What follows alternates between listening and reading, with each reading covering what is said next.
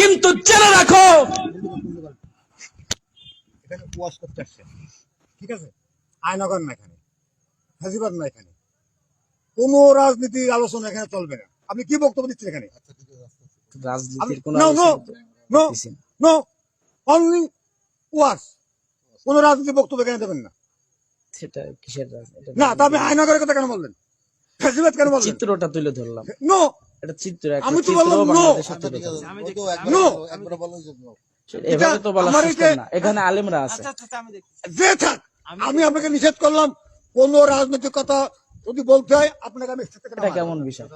একজন আলেম no, no, বলবে। আপনি তর্ক করেন না, আমার সঙ্গে তর্ক করেন না, আমি তর্ক পছন্দ করি না। আর খতিব সাহেব, আমি ওরকম বক্তব্য শুনলে ওনাকে স্টেজ থেকে আপনি নামায় আনবেন। আচ্ছা আচ্ছা আচ্ছা, বাদ দেন। একজন আলেমের সম্মান আছে। না, তারপরে আমি আমি বলতেছি দেখতেছি, আমার ওয়াজে আমি কোনো রাজনৈতিক দেখতেছি, বক্তব্য চলবে না। আমি দেখতেছি বললাম তো। সরকার ওনার রব করতেন।